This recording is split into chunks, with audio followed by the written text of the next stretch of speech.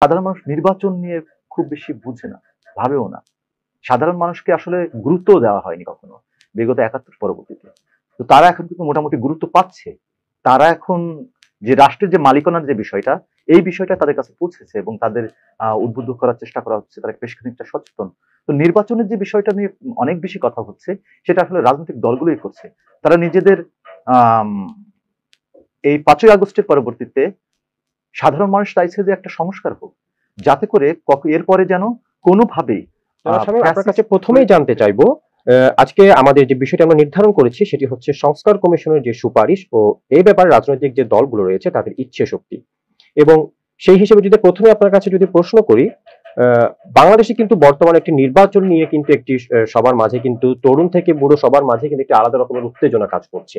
সেই হিসেবে যদি আপনাকে প্রশ্ন করি, দেশের সামগ্রিক প্রেক্ষাপট বিবেচনা করে কবে নাগাদ নির্বাচন দেওয়া যেতে পারে?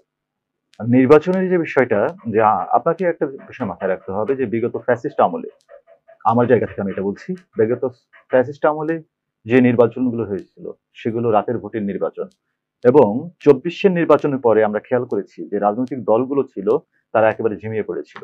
আমার কেমন যেন মনে হচ্ছিল যে তারা অপেক্ষা করছিল পরবর্তী নির্বাচনের জন্য। ২৪-এর পরে ২৮-এ যে নির্বাচনটা হবে সেটার জন্য তারা অপেক্ষা করছিল। এমনও জেনেছিলাম যে কিছু, কিছু বড় রাজনৈতিক দলের তারা ফ্যাসিস্টের সাথে বিলীন হয়ে যাওয়ার ভাবনা ছিল। এখন ৫ই আগস্টে যে ছাত্র জনতার যে আন্দোলন, সে আন্দোলনটাকে এটাকে গণ অভ্যুত্থান বলা যায়। কারণ যে মানুষগুলো কখনোই রাজনীতি নিয়ে ভাবেনি বা ভাবলেও তারা এটাকে ঘৃণা ভরে এটা থেকে দূরে থাকতো, সেই সক্রিয়ভাবে কখনোই মানুষগুলো তারা অংশগ্রহণ করেনি। তারাই কিন্তু এই আন্দোলনে নেমেছে। এখন নির্বাচনের প্রশ্ন এসছে। আমরা অন্তর্বর্তীকালীন যে সরকারটা গঠন হতে দেখেছি, এখানে ডক্টর মোহাম্মদ ইউনূসকে আমরা সমর্থন করেছি।